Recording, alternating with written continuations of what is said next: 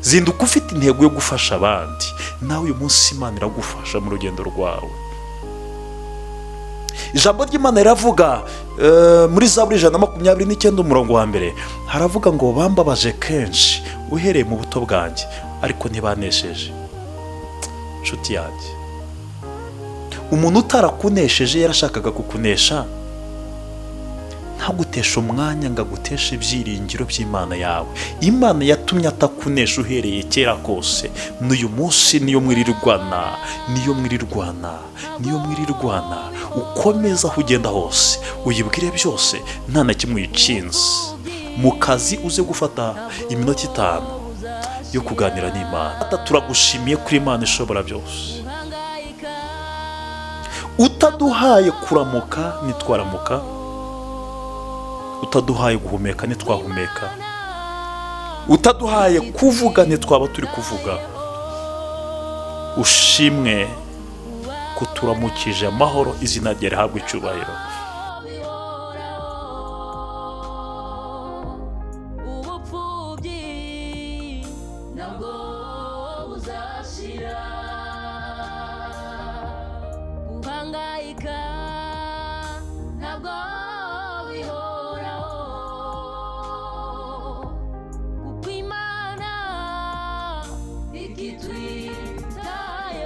Murakoze cyane, Imana ibahe umugisha.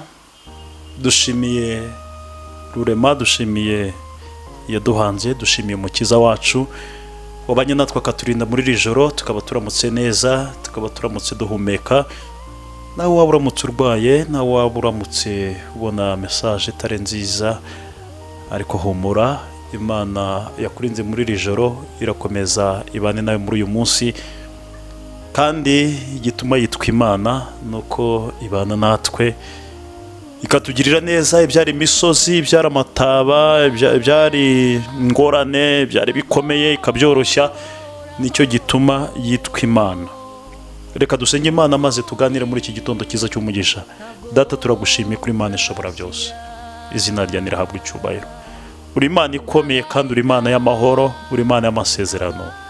Tugushimiye uburyo wabanye natwe mu ijoro ritambutse, kandi tugushimiye igitondo duhaye, kandi igitondo cy'umugisha. Habaye intambara ikomeye mu buryo bw'umwuka tutarebesheje amaso, ariko kuba ndamutse nabwo ni igitangaza. Ni imirimo ikomeye yakoretse ku buzima bwanjye. Ishimwe n'icyubahiro bibi byawe Mana. Ndagushimiye ko wabanye nanjye, kandi ko n'uyu munsi uri bukomeze kubana nanjye mu izina rya Yesu. Amen. Abadukurikiye, Imana ibahe umugisha. Reka fatanya nanjye dusenge Imana, fatanya nanjye tuganire ku ijambo ry'Imana. Ntukajye gusenga, ntukajye mu kazi, ntukagire icyo ukora cyose, ntukagire icyo werekezaho umutima cyose, ntukagire icyo ugambirira cyose utabanje kwiragiza Imana. Ntabwo ari byiza. Umugenga wacu, umugenga w'ibihe, umugenga w'ubuzima bwacu, tugomba kumwereka byose kugira ngo byose bitubere byiza, kandi kugira ngo abane natwe muri byose. Ijambo ry'Imana riravuga, tujye gusoma muri Zaburi 27 umurongo wa 3. Haravuga ngo naho ingabo zabambira amahema kuntera, umutima wanjye ntuzatinya, naho intambara yambaho, no muri yo nzakomeza umutima. Yesu ashimwe cyane. Naho byakomera gute, naho akaga kaba kenshi, naho ibibazo byaba byinshi, naho amakuba yakiyongera, naho inshuti zakuvaho, naho akazi kahagarara, naho ingorane zaba nyinshi gute, ukomera umutima wawe. Imana ibana natwe mu bibazo. Igituma yitwa Imana nuko igaragara mu bihe bikomeye. Yesu ashimwe cyane. Ibibazo ntibyerekana yuko Imana yagutaye. Abantu bashobora kugira ngo yarakuretse, yaragutaye, yaranakwibagiwe, ariko siko biri. Ijambo ry'Imana riravuga muri Yesaya 45, aravuga ngo nuca mu mazi nazagutembana, nuca no mu muriro ntabwo uzashya. Bivuze iki? Umuriro urahari imbere yawe, kugomba kuwucamo. N'amazi arahari imbere yawe, kugomba kuyanyuramo. ariko ibyo byose nta na kimwe bizagutwara. Iyo miraba, iyo miyaga, ibyo bihuha nibishaka kugutesha ibyiringiro, nibishaka kukujyana kure y'umwami wawe. Ariko iyo wizeye, iyo wamenye, iyo wakirijwemo, ibirusha amaboko. Yesu ahimbazwe cyane. Uyu munsi himbaza hejuru y'ibibazo. Imana iriyerekana ku buzima bwawe. Himisha Satani n'ingabo ze gushima Imana. Imana iragaragara ku buzima bwawe. Yesu ahimbazwe. Iyi minsi, uyu mwaka, ubu mwaka wo gukomeretsa Satani. Nubwo hari igishakwe, nubwo hari ikibazo kiriho, ariko muhimishe kumukomeretsa. Umukomeretsa ute? Uhimbariza mu bibazo, ugashimira mu bibazo, ugasekera mu bibazo, ukaririmbira mu bibazo, ukabyinira mu bibazo. Imana yawe iragaragara. Yesu ahimbazwe. Muririmbyi yuzuye umwuka wera aravuga ngo nyura mu misozi, nyura mu mataba, aho hose niko hankomeza umutima. Arongera avuga ngo njya nsaba Uwiteka kugira ngo amfashe, nawe ntatinda kunyumva. Nshuti mukunzi y'umusaraba, Imana ntabwo itinze kukumva. Igihe cyawe ni iki? Igihe cyawe n'Imana ni iki? Iyo bitarakomera, ntabwo abantu bamenya imbaraga z'Imana wizeye. Iyo bitarakomera, nawe iyo bimaze gukomera, Imana yawe ikiyerekana, nibwo ubona ubushobozi bw'Imana wizeye, nibwo ubona uburyo Imana ikora. Yesu ahabwe icyubahiro. Uyu munsi mwiza Imana yaduhaye ni umunsi w'amahoro ku buzima bwawe, nubwo uramutse usa nk'ubabaye umutima, ariko ndagutangariza ko ari umunsi w'amahoro ku buzima bwawe. Ntabwo ari ngombwa yuko uririra abantu cyangwa utakira abantu cyangwa uhamagara abantu ngo babwire ngo byacitse. Pfukama uyu munsi ugiye kunyuramo, ugiye kugendamo, uwereke Imana, uyibwire byose bikugoye, nta na kimwe uyikinze. Imana irakugirira neza, kandi Imana iragutambutsa muri uyu munsi ukugoye, iragutambutsamo uwunyuremo amahoro, ubashe gutsinda, ubashe kunesha, nubwo bigaragara nkaho nta byiringiro. Ijambo ry'Imana riravuga muri Zaburi 12 umurongo wa 6, haravuga ngo kubwo kunyagwa k'umunyamubabaro, kubwo gusuza umutima k'umukene, none aha ndahaguruka, ni ko Uwiteka avuga, kandi ndashyira mu mahoro uwo bacunira ingoni. Muvandimwe wanjye, iki gitondo uramutse ucunirwa ingoni, waryamye ucunirwa ingoni, wicuye ubura ibitotsi, ariko uyu munsi ijuru naryo ryabuze ibitotsi ku bwawe, riza kureba akarengane uri kurenganywa. Uyu munsi ijuru ryiteguye kugutabara. Yesu ahimbazwe. Nyemerera ugendane nanjye wumve icyo umwuka avugana n'ubuzima bwawe. Hari icyo Imana igiye gukora muri uyu munsi ukeye, ariko ijoro ryakubereye ribi, ariko ndagutangarije ngo hari icyo Imana igiye gukora. Hari ibintu Imana itemeye ku buzima bwawe. Ntiyemeye ako kaga gakomeza kwisukiranya, ntiyemeye useba mu gihe nk'iki. Ntabwo Imana ibyemeye, ntabwo Imana ibyemeye. Inshuti yanjye, hindukira upfukame, ugire ikintu wibwirira Imana, uhiga umuhigo, uvuge ngo Mana, uyu munsi mu gihe nk'iki, niwanga aka karengane ko kagira ububasha ku buzima bwanjye, nanjye nsinzabura kugushima. Mana, uyu munsi ibyishimo, nanjye nkishima nk'abandi, nkaseka nk'abandi, nkanezerwa nk'abandi. Nanjye nzaha benshi umunezero batari bafite, nzabaha ibyo baburaga kugira ngo bagire umunezero. Nanjye nzamamaza ishimwe ryawe, nzavuga kugira neza kwawe, nzavuga imirimo itangaje ujya ukora, nzakuvuga mu batakuzi. Yesu ahimbazwe. Imana iri kumwe nawe nshuti yanjye, nugarura umutima ukaba kumwe nayo, ntizagusiga kandi ntizaguhana.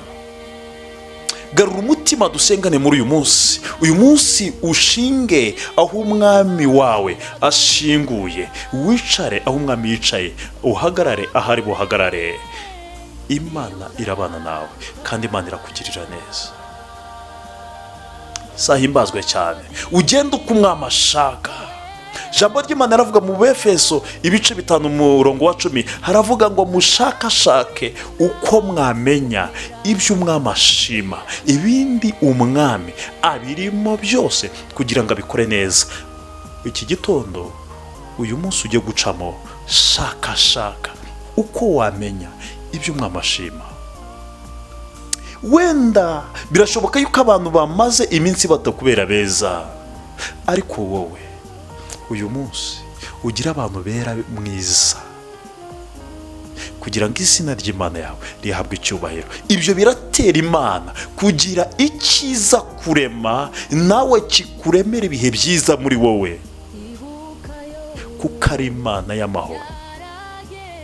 Ijambo ry'Imana riravuga muri Matayo 7:12, ngibyo mushaka ko abantu babagirira ari nabyo namwe mubagirira. Bikore nshuti, bera abandi mwiza uyu munsi. Zinduka ufite intego yo kubera abandi mwiza. We kuzinduka ufite intego nawe yo kutabasuhuza, zinduka ufite intego yo kubera abandi mwiza, nawe Imana irakubera nziza. Zinduka ufite intego yo gufasha abandi, nawe uyu munsi Imana iragufasha mu rugendo rwawe. Ijambo ry'Imana riravuga muri Zaburi 129 umurongo wa 1, haravuga ngo bambabaje kenshi uhereye mu buto bwanjye, ariko ntibanesheje. Nshuti yanjye, umuntu utarakunesheje yarashakaga kukunesha, ntagutesha umwanya ngo aguteshe ibyiringiro by'Imana yawe. Imana yatumye atakunesha uhereye kera kose, n'uyu munsi niyo mwirirwana, ukomeza aho ugenda hose, uyibwire byose nta na kimwe uyicinze. Mu kazi uze gufata iminota 5 yo kuganira n'Imana, yo gusenga Imana. Hari icyo Imana iri bureme, hari icyo Imana iri buvugane n'ubuzima bwawe, hari icyo Imana iri buganire n'umutima wawe. Nemezanya n'umwuka ko uyu munsi uri bukubere umunsi w'umugisha, kandi uwo munsi w'amateka, umunsi w'ibisubizo. Yesu ashimwe cyane. Ntabwo Imana iri kure yawe, Imana iri hafi yawe. Ganira n'Imana muri uyu munsi, uvugane n'Imana muri iyi minsi, uganire, wumve umwuka wawe uhamanya n'uw'umwami. Uyu munsi urakubera umunsi w'ibisubizo. Uraza kugera mu masaha y'ibita byose bihinduka ibitangaza. Nawe uraza kugaruka mu rugo urimo gushima, uraza gusohoka muri ofisi urimo gushima, uraza kujya muri famiye ufite amashimwe. Haleluya. We kujya mu kazi utabanje guca bugufi ngo wiragize Imana. Tujye kwiragiza Imana, tuyibwire byose. Tujye kwiragiza Imana, tuyibwire nta na kimwe tuyikinze. Tujye kwiragiza Imana, tuyibwire. Ni umubyeyi mwiza, ni umukunzi mwiza, ni Imana y'amahoro, ni Imana idahinduka, ni Imana y'amasezerano, ni Imana y'ibitangaza, ni Imana y'ibyishimo, ni Imana y'agakiza kacu, ni Imana iturebera kure cyane heza aho abantu badashaka kuturebera, ni Imana itugerera aho buri wese adashaka kutugerera, atifuza kutugerera, ni Imana nziza. Ijambo ry'Imana riravuga muri Zaburi 86 umurongo wa 17, haravuga ngo Uwiteka unyereke ikimenyetso cy'ibyiza, kugira ngo abanyanga bose bakirebe bamware, bamenye ko ntabaye, ukamara umubabaro. Uyu munsi icyama Imana ikakira umutima wawe wayihindukiriye, maze ikakwereka ikimenyetso cy'ibyiza, ukaza kumpamagara umbwira ngo bya bindi byose Imana yabikoze, ukaza kumpamagara umbwira ngo Imana yakoze bikomeye, ukaza kunyandikira umbwira ngo Imana yakoze imirimo itangaje n'ibitangaza bitabarika, ukaza kumpamagara umbwira ngo Imana yandemeye ibyishimo. Ndaguhanuriye mu izina rya Yesu, nubana n'Imana neza uyu munsi. Wariraga amarira y'umubabaro muri iki gitondo, ariko ku mugoroba uraba uri kurira amarira y'ibyishimo. Uyu munsi nugendana n'Imana neza, ntabwo wari ubohose kubwo kumva ntacyo ufite cyo gukora.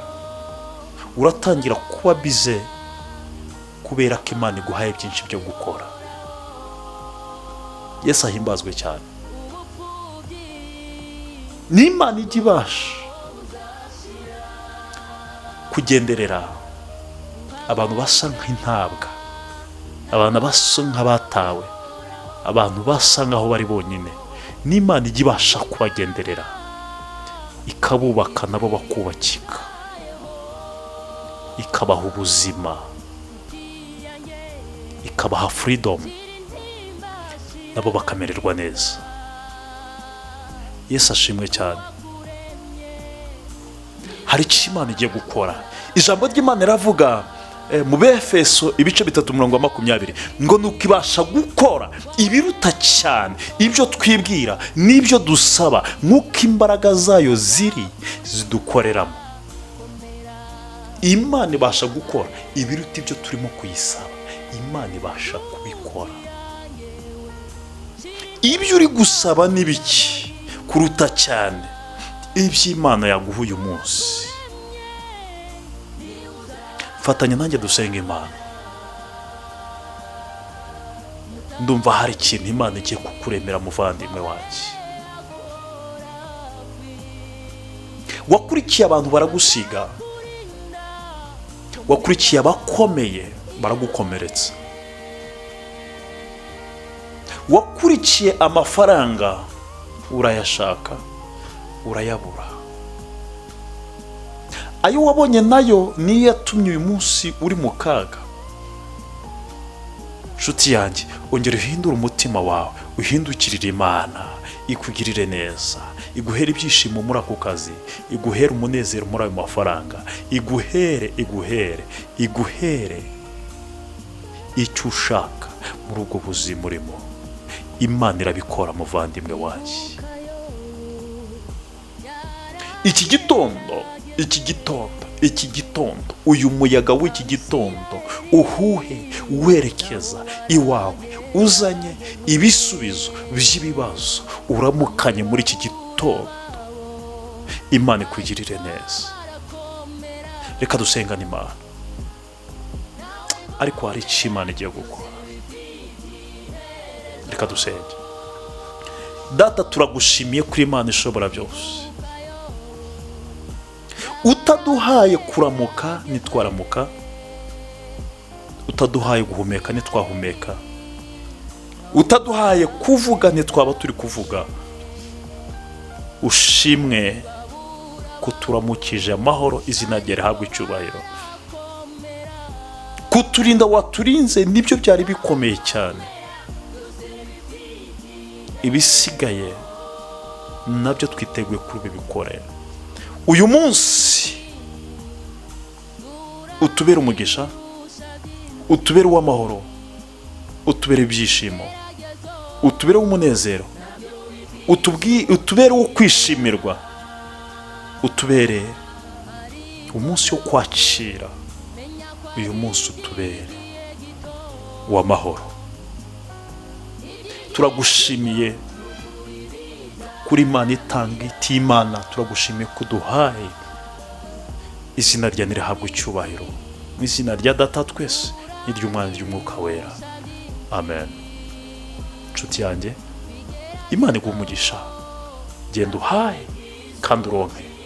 Hari icyo Imana ikoze, hari icyo Imana iremye, kandi abantu bari bucyumve amatwi yabo aracura injerere.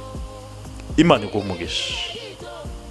Ushaka kubana natwe, kora subscribe kuri Bwanza TV, dusengane buri gitondo. Hari icyo Imana ishaka gukora ku buzima bwawe. Imana ibahe umugisha mu izina rya Yesu, amen.